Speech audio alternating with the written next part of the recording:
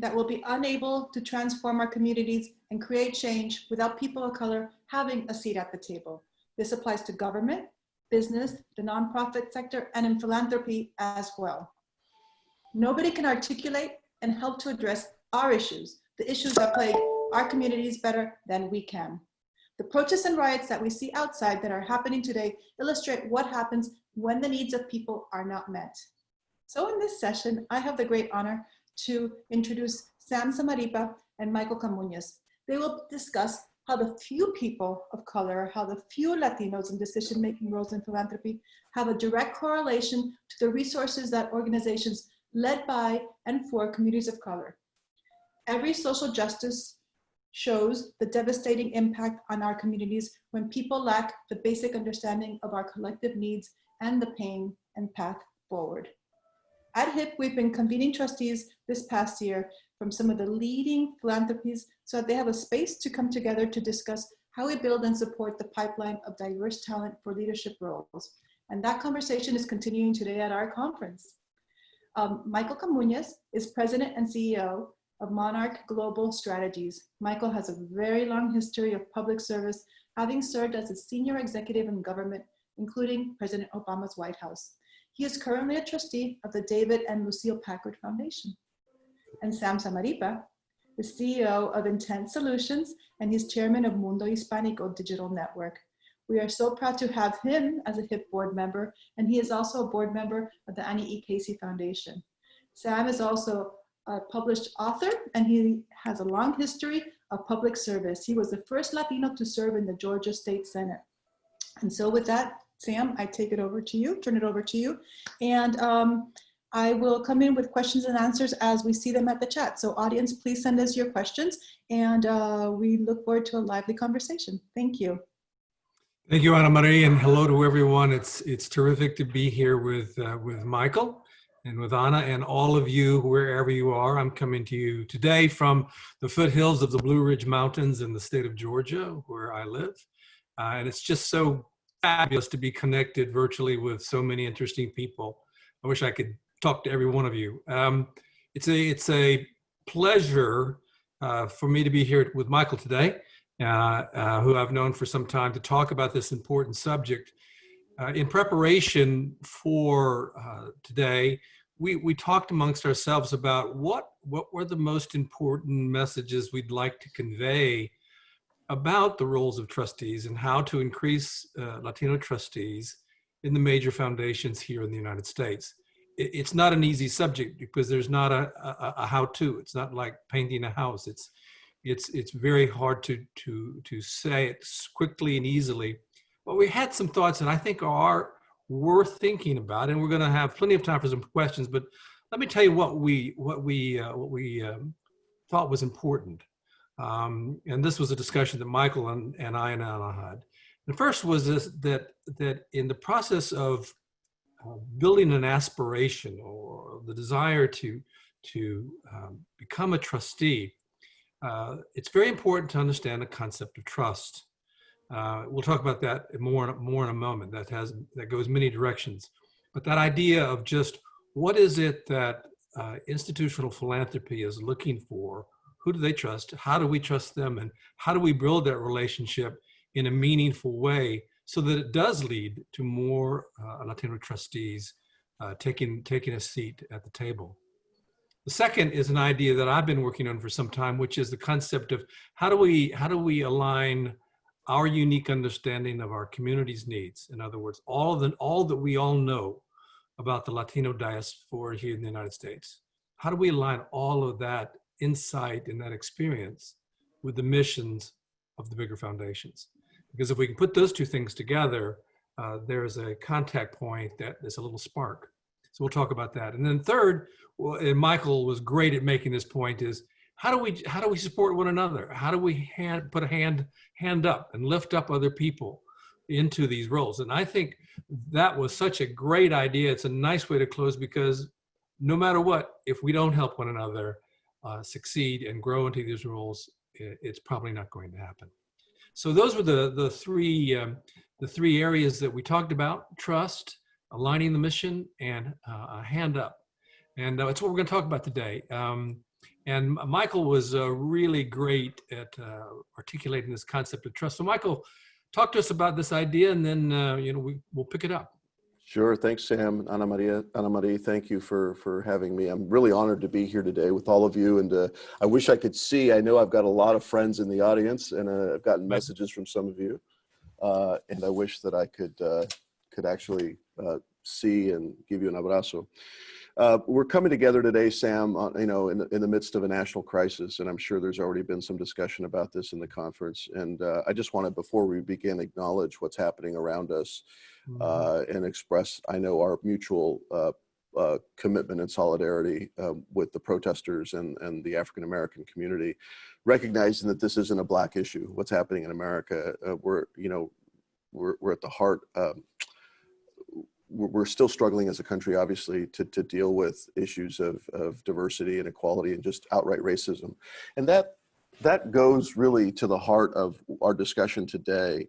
When we were talking about trust in the context of philanthropy, what I think we were trying to get at, or what I was trying to get at, is I think as we think as a Latino community about putting candidates forward, to be candidates as trustees of foundations or as staff, that we have to find common ground with the foundations we seek to engage. And we have to build trust with the boards as we find them, and recognize that I know from having served on corporate boards and philanthropic boards, nominating and governance committees that are responsible for recruiting and looking at candidates, that it's human nature to want to find people that you see have something in common with, right? And what I've learned in my experience through both corporate and philanthropic and nonprofit boards is that my fellow directors are always looking for that commonality. Do they see themselves or something of themselves in the candidate? And do they trust the candidate? And I think one of the most important things that we have to recognize is that there is a lot of unconscious and implicit bias that we have to work against. Not everybody is, actively, acting on their biases, but there's a lot of implicit and unconscious bias that is out there. So I think the thing that, we have to recognize as potential candidates and as trustees ourselves, and just as a community at large, is that we're not going to make progress, I think, gaining access to these institutions, most of which have very long standing, histories. They've been around for, many of them, over 100 years. The powerful ones with large resources in particular, have real sort of institutional histories and memories and agendas. And I think that what we have to do is find ways to place ourselves in commonality. I think that that doesn't mean that we have to look exactly like the existing boards, but I think we have to find ways to, when we engage them as candidates, and I'm going to take this from the perspective of a board trustee candidate, because I know some people often ask, how do you get to be a trustee? And we'll talk more about that. But I think the current foundation boards are looking for candidates that they feel they can trust, especially in a moment like this in this country where there's so much distrust among communities, between communities. We have to be really just exceptionally good at building common ground. And some could say critically, oh, Michael, you're saying what we got to pass or we got to be non-threatening. And that's not really what I'm saying, as much as that we just have to learn to frame present ourselves and frame our agenda and our message in ways that find common values and common resonance with the boards as they exist before we're able to actually get on board and start to affect change within the institution itself. It's interesting, Michael, and I think about my own experience in becoming a trustee. It wasn't something that I had planned, but I know in your case, the Packard Foundation, I think, let's just make sure everybody, I know a lot of people know you, but you have some terrific credentials, Michael. Some terrific educational background, a terrific professional career, and your credentials are maybe in the category of the highest and best for any position, whether it's a philanthropy or business. And I think that does go a long way, and it just does speak to our need as a community to talk about our achievements and to to share what we've accomplished in a way that people go, you know what, that Michael Comuñez, he's an interesting person. You know, and I think this concept of trust is, for the three things we're talking about, this is the one that we can own ourselves a lot, because it falls, it's our responsibility to think about what does that mean for a foundation that's looking to add diversity into the mix. What does that concept of trust really mean? Michael, I do think it's worth taking a second though for you to share how you actually came to be on the Packard Foundation board. Sure. This kind of links to our last topic, which is lifting each other up. But so, you know, Packard is a family foundation. David Packard was the founder of Hewlett Packard, and he and his wife, Lucille, left most of their assets to the David and Lucille Packard Foundation. It's a Packard Foundation by its design, a family foundation by its design, means that the heirs are still involved in managing the foundation. We have, I think, 6 or 7 family trustees who are the children and grandchildren of the Packards. And then we have about 6 or 7 outside independent trustees like myself who are recruited, and the management responsibilities are shared among the two, although there's always a deference to the family and its wishes. But, you know, in my case, you know, the Packards are very close to Stanford. Most of them are Stanford alums or big Stanford donors. I'm a Stanford alum from the law school. They wanted a trustee from Southern California, Linda Griego, who many of you know, who's a director for CBS and has been deputy mayor of Los Angeles and has been a dear friend of mine.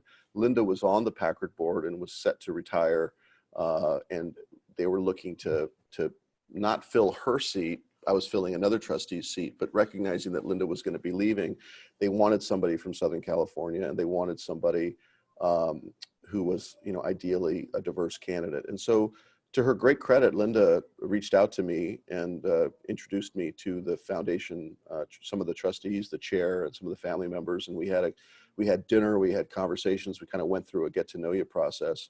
And I was very fortunate to receive the invitation to join the board. What you and I talked about, Sam, you know, just linking back is, you know, I appreciate your comments about my career. I don't think it's the case that you have to have, you know, Harvard and Stanford degrees and White House credentials to get on a foundation board by any means. There are lots of examples of very effective trustees who don't. But I do think it is important that we all are cognizant of the ability to talk about issues that we care about, that resonate with our community, in ways, I think, that resonate with the core values of the institution, right? And that help them see. And I think that gets us into maybe our mission alignment topic. And maybe you can, you know, talk a little bit about how, from the perspective of the Casey Foundation, how you've kind of gone about bringing greater alignment. Talk a little bit about how you found yourself when you entered the foundation at first, and how you helped bring that perspective, a Latino-focused perspective, into the work of the Casey Foundation. Yeah, let me admit at first that, as I said earlier, I had no aspiration to be a trustee. I wasn't even aware that I was being looked at or considered to be a trustee. At the time, I was still a relatively high-profile person in the Georgia Senate. I had numerous community positions with different mayors, and it was a frequent commentator on civil justice in Atlanta, both Latino and African American. So I was well known, but I didn't have that aspiration. I was fortunate to meet someone who basically hand selected me. But I want to go to your point, Michael, which was, what was that experience then? Because once I was inside the Annie E. Casey Foundation, which is the Baltimore version of the Casey world, which is a wonderful place to be. I was surrounded by really terrific people, most of whom had corporate credentials from UPS, the former CFO, the former CEOs, the former chairman of that company. And I'll have to admit to you, it was intimidating, not just on the level of being a trustee for philanthropy, but being in the room with those kinds of business leaders with their kinds of experience. I'm a lot more comfortable today, now more than a decade later, than I was when I began. And that influenced how I was able to think uniquely about my responsibility to represent the Latino voice at the NEEKC Foundation. I think the foundation was well prepared with staff.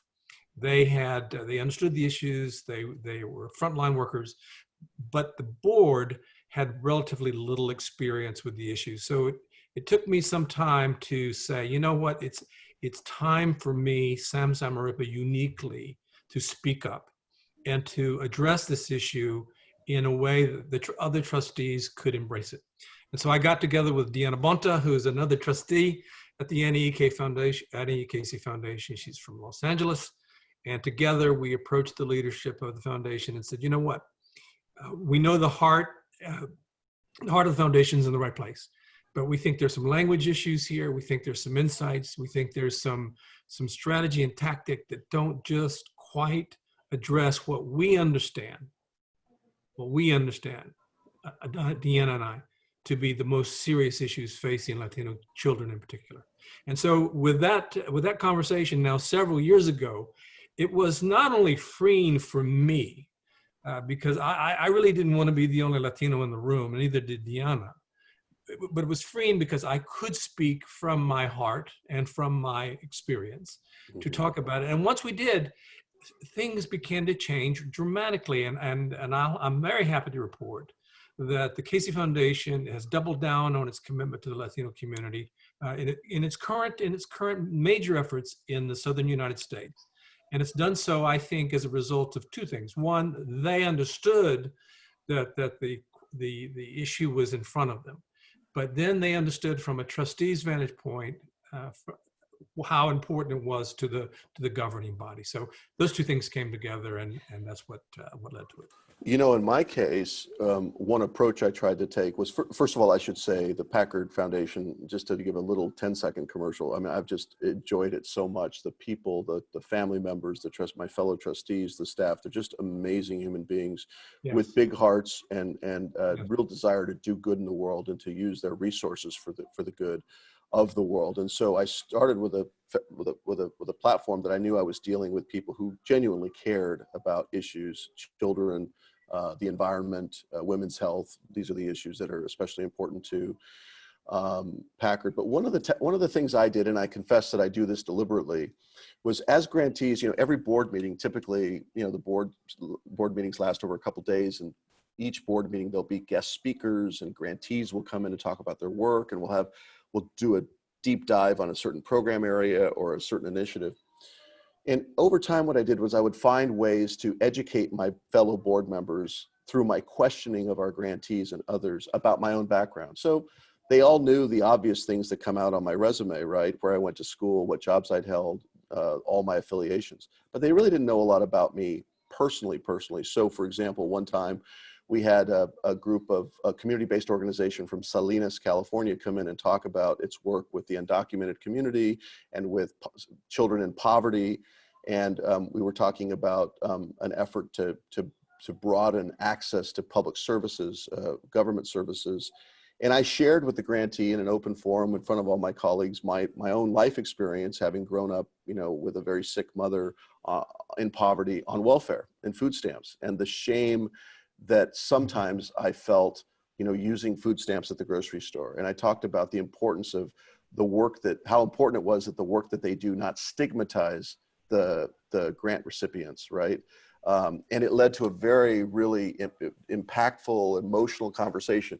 And I've had several of those kinds of conversations where I think what it has the effect of doing is demonstrating to my colleagues on the board that, I do have a special or a very personal connection to our work, and it gives me a certain kind of credibility in that space. I say that again because it's about trust building. And, I think as they see me engaging, it builds goodwill and trust. I'm going to jump in here because we have lots of questions for you. I'm going to bundle a couple of them. What does constructive self-advocacy look like?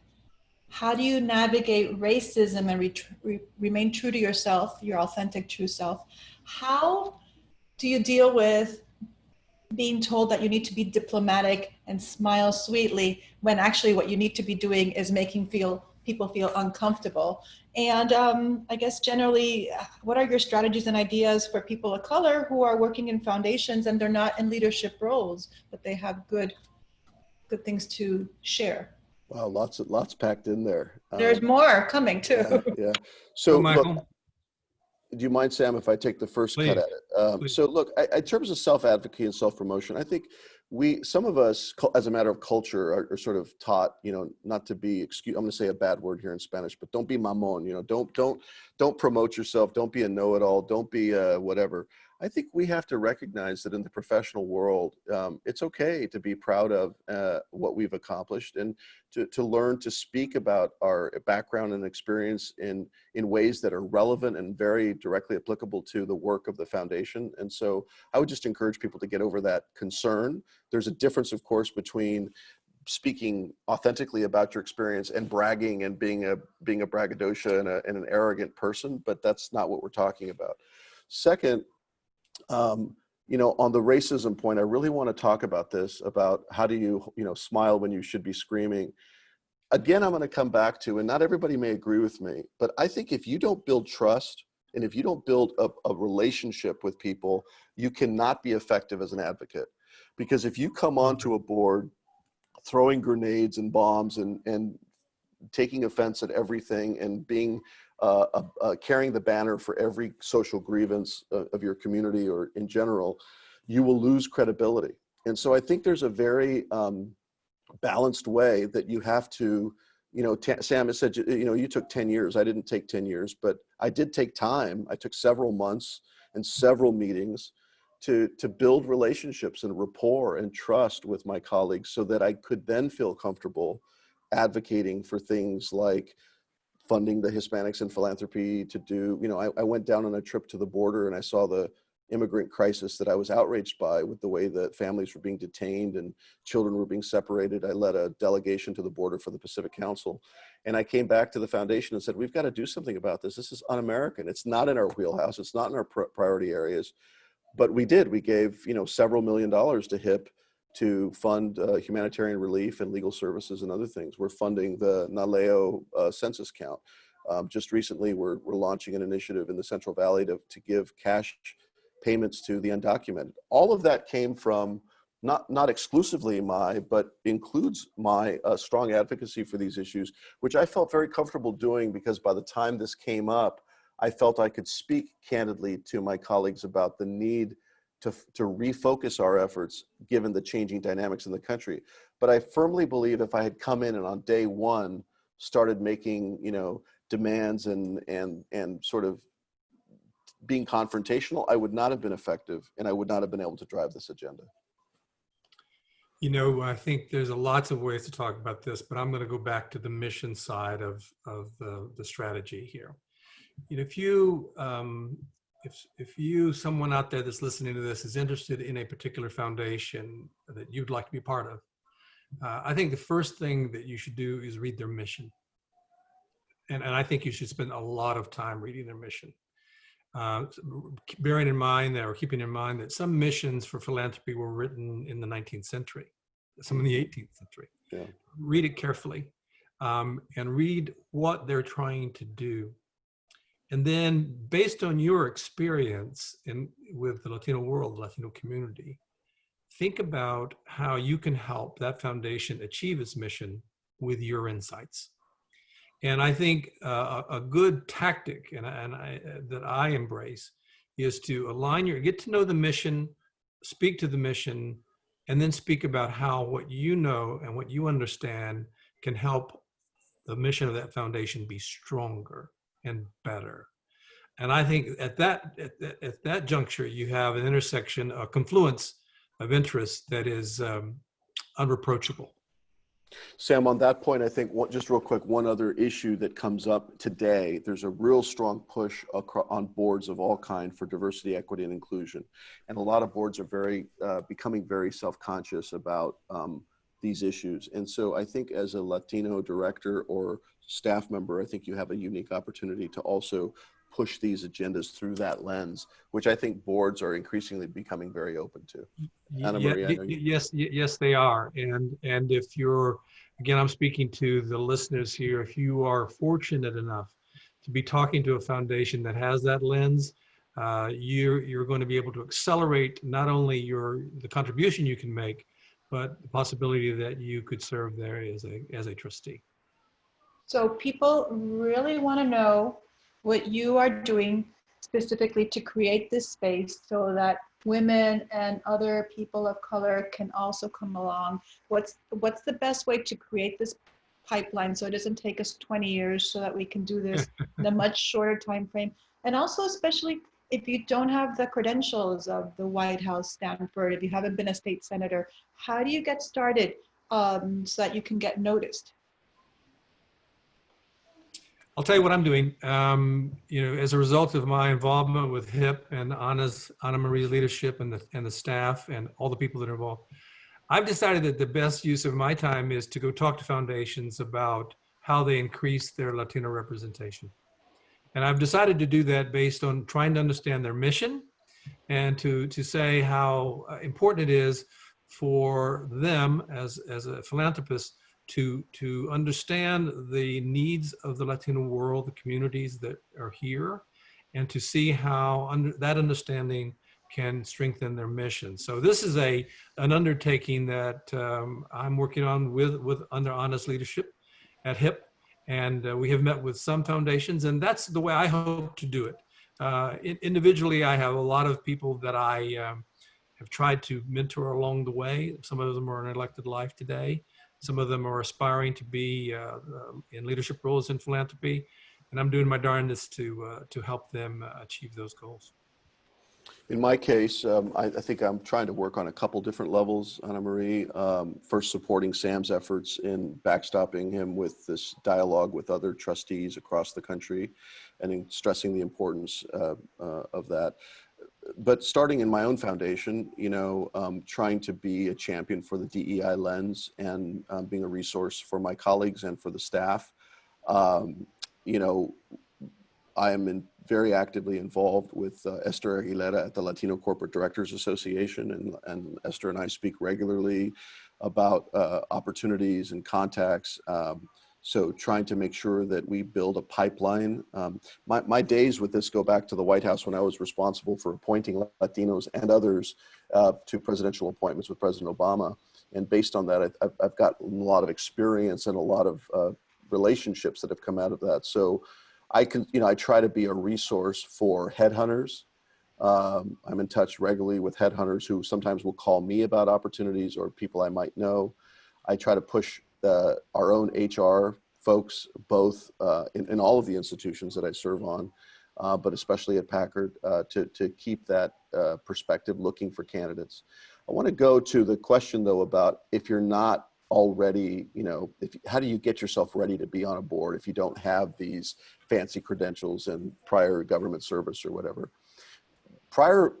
Success begets success. And I think starting as an effective trustee or an effective board member of local nonprofits is a very important thing. I think boards look for a track record of board service and board leadership.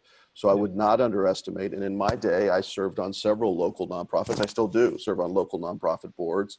And what you want to do is build a reputation and a track record as being an effective board member and somebody who actually contributes. Yes. I think we all know board members that sort of don't really pull their weight.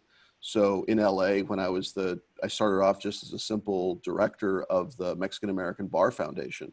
And then I ended up becoming chair of that organization. So I think, there's ways to kind of build and scale up as you go. Yes. Obviously networking is very important, but I don't want anyone to leave here thinking that you have to have this incredible resume and high-level government credentials to get on boards, because I'm seeing all over the place people that don't have that. But I think you have to build a skill set as a director, and there are skills that boards look for. Being collaborative is one of them. The thing that a board hates more than anything is bringing somebody onto a board who messes up the chemistry of the board. Board chemistry is really important, both in the corporate sector and in the philanthropy section. So learning the skill set that goes along with being an effective director to where you can collaborate with people. Many of them are different to you politically. I serve on boards with conservative Republicans and progressive liberals, and you've all at the end of the day got to work together. So prior board service, I think, helps even at the local level, and scaling up. And I think that's probably the most effective way. I can't underscore how important that is. So first, join a board of a local nonprofit. From there, build the skill. It's like going to school, a board, being a board director. Great. Sam, I'm going to ask each of you then to give us some wrap-up ideas, some wrap-up comments.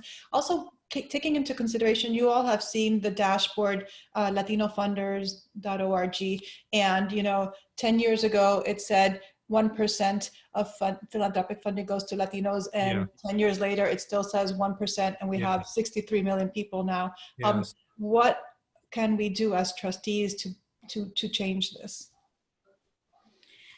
Well, it's one part of the larger discussion. It has to do with making sure that if you are a trustee, making sure that your colleagues on the board understand the magnitude of the problems, the seriousness of the problems, of the threat. I've talked to our trustees. You cannot assume that they know. You just cannot assume that they know. And because Casey is focused on children, I spend a fair amount of time talking about the numbers of Latino kids that are being detained by juvenile delinquency facilities, because that is a proxy for a lot of future problems. And I know Casey is deeply concerned about that, has done a lot of work in that area. And I try to make sure they know that this is, among the demography in the US, this is an equal to demography that has many serious problems that are near term. And unless we intervene, we have a risk in front of us. So that's an example. I want to talk a little bit. I want to address one more issue related to how you prepare yourself to be a trustee. And I'll use in my own case, it really had to do with the fact that I wasn't prepared, so I had to copy somebody. I had to learn from other people, and I chose people that I wanted to emulate, and I acted like them until I became myself. I know that sounds silly, but I really wasn't emotionally and intellectually prepared to be a trustee. I had to look at someone and say, you know what, I want to be like them, and I had to learn that, and I have. Ana Maria, I know we're running short on time, so let me just close where I began by saying that I can't think there's of a more important time for us to be having this conversation, given where we are as a nation. And without trying to offer platitudes, I mean this sincerely. We need more than ever everybody that's attending this conference to stay engaged and not be discouraged and not be disheartened. And the civil society has always played a critical role in healing this country and in driving this country. It goes back to Tocqueville, democracy in America, right? It's what makes America unique. And Latinos have a seat, should have and must have a seat at that table. And the people on this conference line you guys are the pipeline. Some of you are on the front line already and doing it far more than anything Sam and I are doing. Mm-hmm. And your leadership needs to be recognized. Ana Maria put you in that category, and we're so honored to have you as the leader of this group. But also there's other folks out there who are the future leaders of this sector. And just encourage you to not be discouraged by current events, and just let it inspire you rather than demoralize you, to recognize just how needed your voices are and your leadership is. And now is not the time to retreat. Now is the time to keep pushing forward. So I'm very honored to have had the chance to be with you guys, to share the platform with my friend Sam and Ana Maria. Again, thank you so much for having us. Thank you, Sam. Thank you, Michael. The honor is ours. Thank you very much for sharing your wisdom.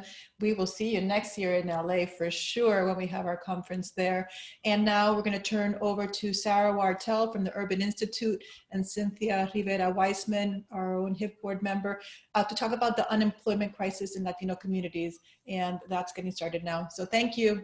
Have a nice day. You're welcome.